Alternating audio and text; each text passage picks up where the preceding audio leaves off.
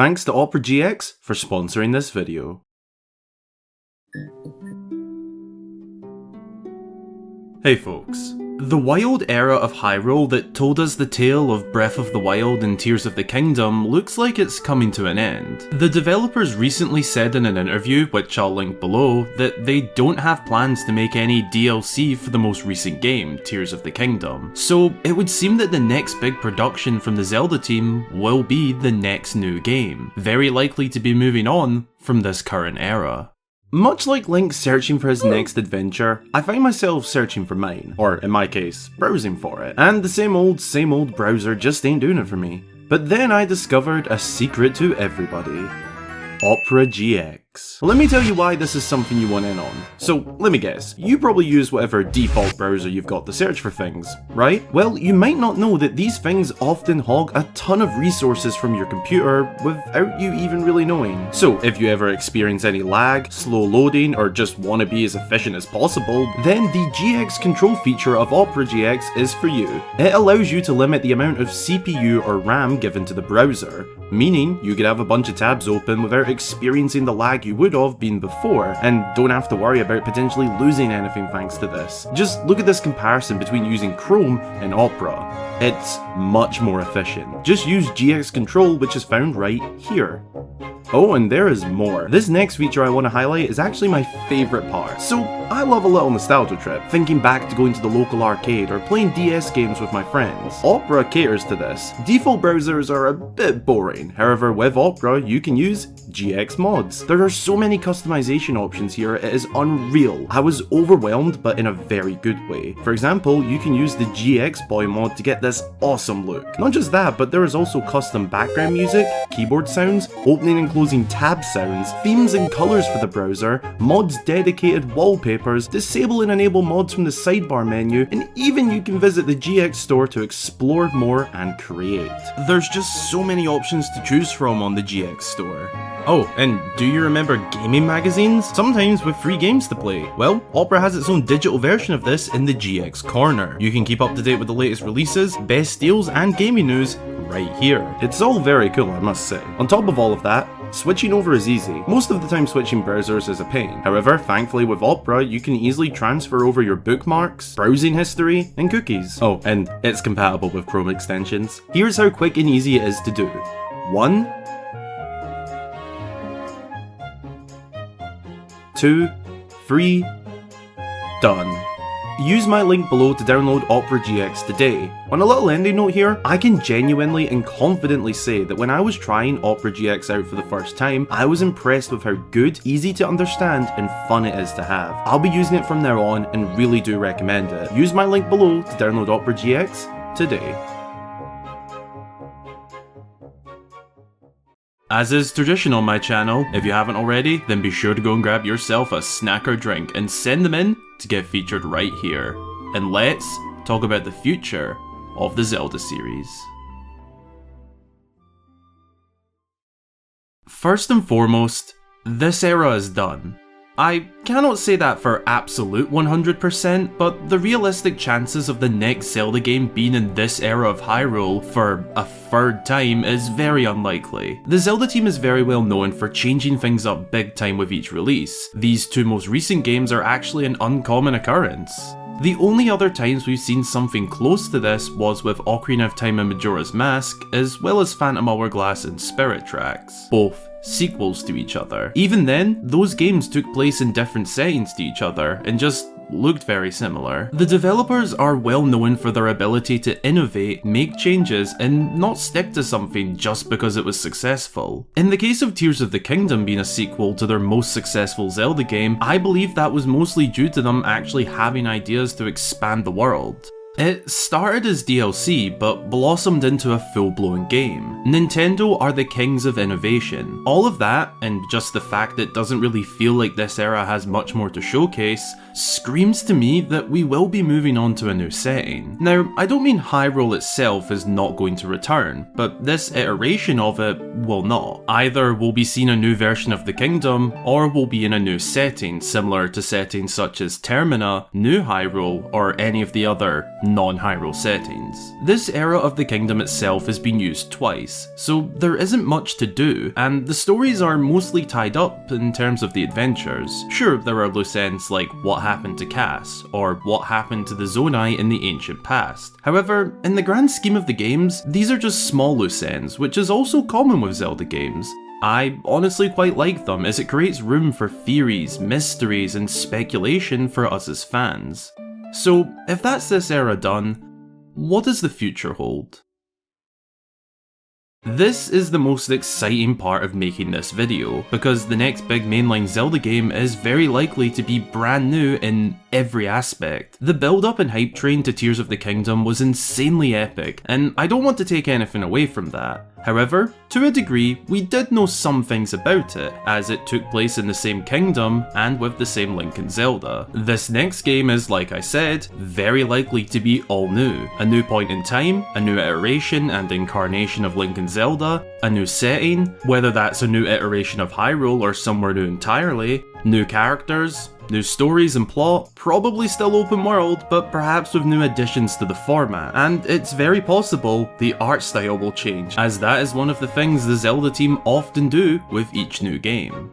That's a lot that I've just listed, so let's break it down a little more in detail. The point in time which this next game takes place is of course unknown, however, there are hints. We know that with these last two games, the whole timeline stuff has been shifted very far into the future from the established timeline, essentially creating a new, linear line, and honestly, I feel the next game will follow this. As for how long after Tears of the Kingdom, I think a good 100 years plus, with that plus being anywhere from 1 year plus 100 to an infinite amount plus 100. Enough to move on to a new era basically. The devs have said before that they don't prioritise the timeline placement and just focus on the game itself, at least at first. So I could see this being what happens, just plonk it down the line somewhere.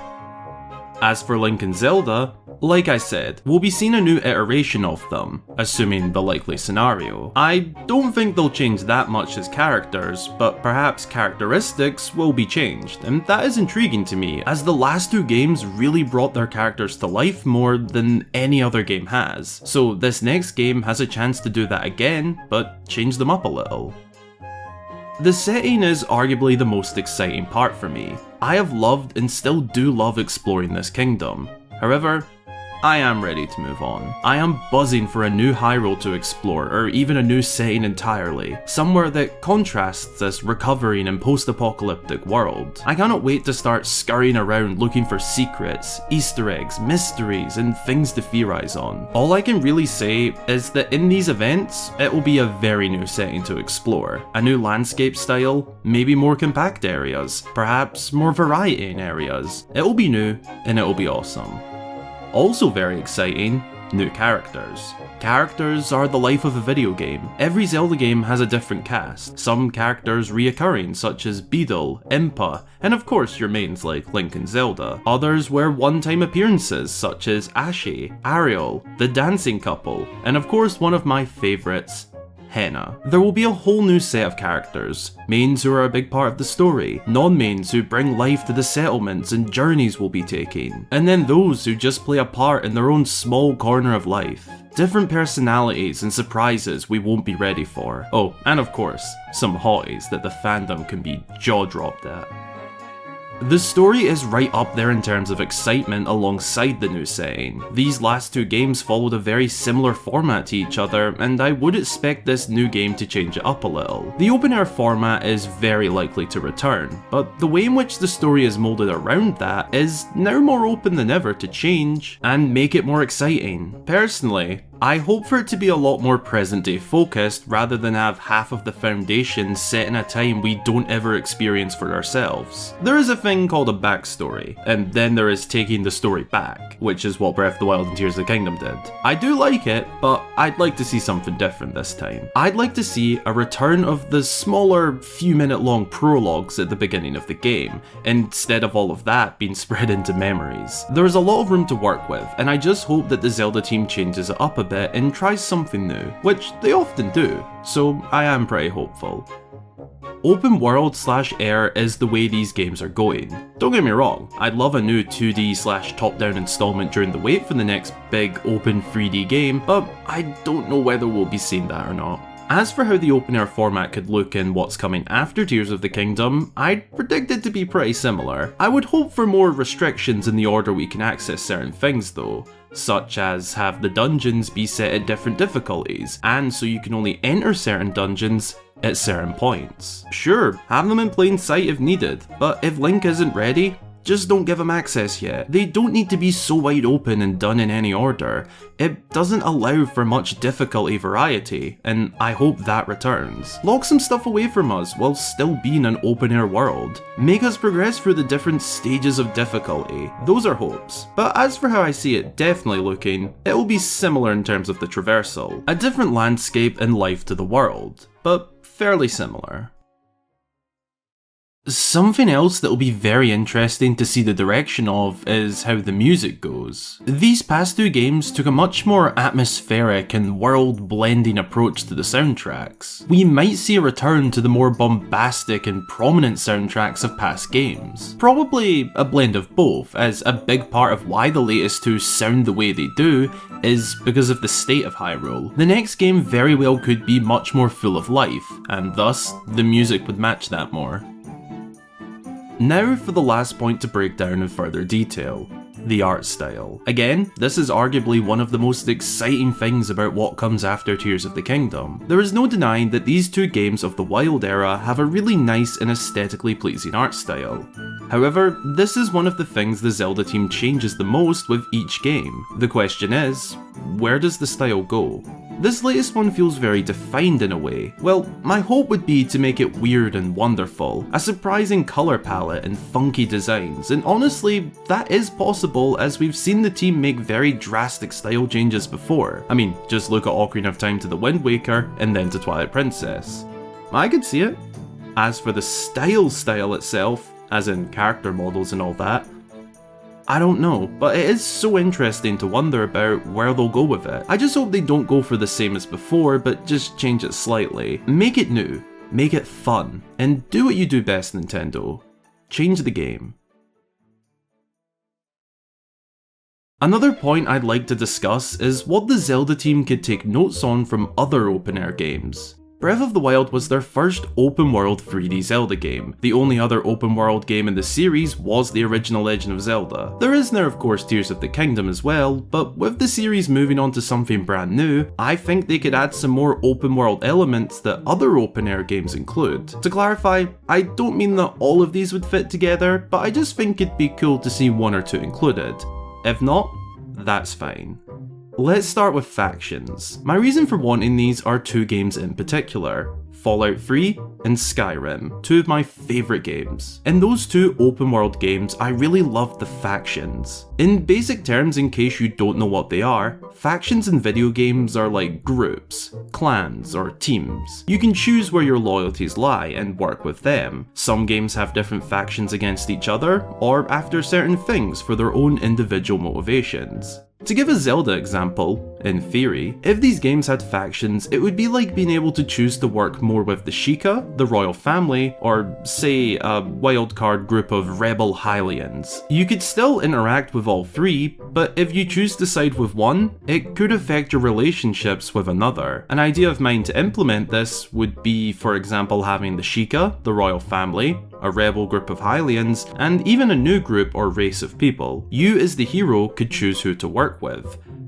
This does cause some issues in terms of the lore, that Link is the knight who works with the royal family and is good and all of that stuff, but Zelda lore is already inconsistent, so I don't care. Let's have factions. Another idea would be adding a karma meter. This is fairly self-explanatory. Link's actions, whether good, bad or neutral, will affect how the world sees him. There isn't really much more to it, and I'd like to leave it at that to avoid overcomplicating things. And my third idea here would be just to have more to do. I personally felt like Breath of the Wild and Tears of the Kingdom don't have as much to do outside of the main quest as other open world games do. Tears of the Kingdom did improve this aspect, and I'm very happy with that. But it could be better. I think there needs to be much more variety in the side quests and adventures, and just interactive stuff in the world. Assuming the next game isn't post-apocalyptic like this era, then this shouldn't be too hard to do. The world should have more life to it, and naturally, I think that will sort this out. Now, there is one last thing I need to mention, and I've left it until the very end for a reason. There is something both of these games are missing, and to be quite honest with you, it's really devastating that the games lacked in this area. The next mainline Zelda game absolutely must allow us as players to pet the dogs. Not only that, but bring cats back. Allow us to pet cats and dogs. Heck, allow us to pet and interact more with all animals. Please, Nintendo. I beg you. Destroy the lore, make as many contradictions as you want. Start calling Link Zelda and Zelda Link if you must. Just give us interactions and affection with the animals. They deserve it. The future of the Zelda series feels very open, in a way it hasn't for a long time. I don't know what the future holds, and I honestly kinda like that feeling. These are my thoughts being expressed on what I feel about the whole topic of what comes after Tears of the Kingdom, and I'd also really love to know your thoughts. Let me know in the comments, and I'll be reading and replying to as many as I can. There are other things to consider in this discussion, like the next mainline Zelda game will very likely be on whatever the next system is for Nintendo. So, I mean, it'll probably just be bigger and better, hopefully. As well as the fact that this is all just me shooting in the dark. I don't know any of this stuff. It's just my thoughts and feelings. For now, I'm going to continue having fun with Tears of the Kingdom and making videos on the game for all of you to enjoy. These videos are made even more possible thanks to my incredible channel supporters, so a very special thanks and shout out goes to you lovelies, and if you'd like to join them here on screen as well as get yourself other goodies including a regular behind the scenes post, then check out the supporting links below. I thank you all very much for watching. I wish you all an amazing day or night, and until the next time, I've been Hyrule Gamer.